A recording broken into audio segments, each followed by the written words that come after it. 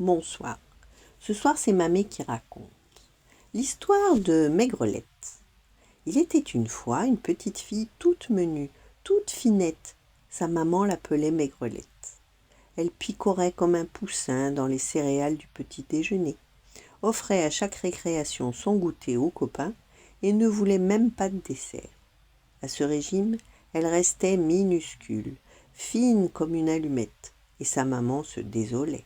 « Maigrelette, disait-elle, fais-moi plaisir, goûte ce délicieux gratin doré, cette tarte au sucre, ces chips croustillantes, mais rien à faire. » Maigrelette refusait tout, même les œufs en chocolat à Pâques.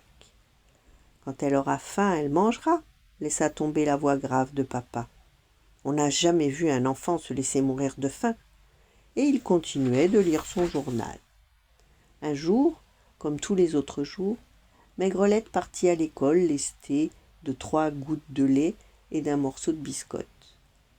Sur le pas de la porte, sa maman lui tendait un pain au chocolat. « Tiens, Maigrelette, grignote ça sur le chemin de l'école, sois gentille. » La petite fille continua son chemin sans se retourner. Sa maman poussa un gros soupir. Or le vent se promenait par là. C'était un beau matin de printemps, un peu frais mais bien ensoleillé. Le vent est un farceur, mais il a bon cœur. Et la mine toute triste de la maman de Maigrelette lui fit de la peine. Cette petite fille mérite une leçon, et si je n'interviens pas, elle va tomber malade. Une bonne action et une bonne farce, voilà qui va me mettre de bonne humeur pour toute la journée. Et le vent se mit à rire doucement.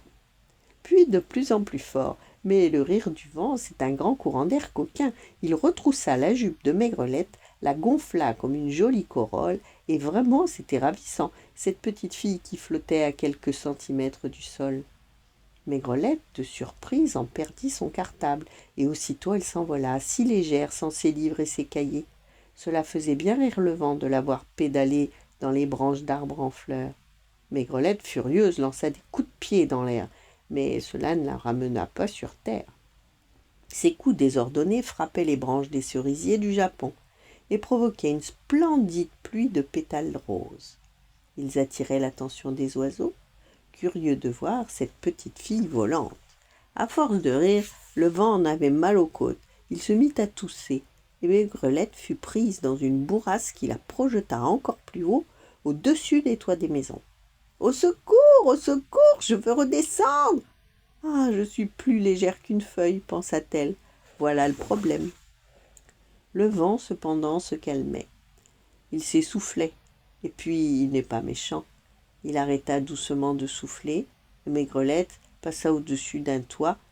Il l'y posa délicatement, d'abord sur le faîte, et puis, pfff, d'un petit coup de brise, la fit glisser sur les tuiles, et hop, elle tomba dans le pommier.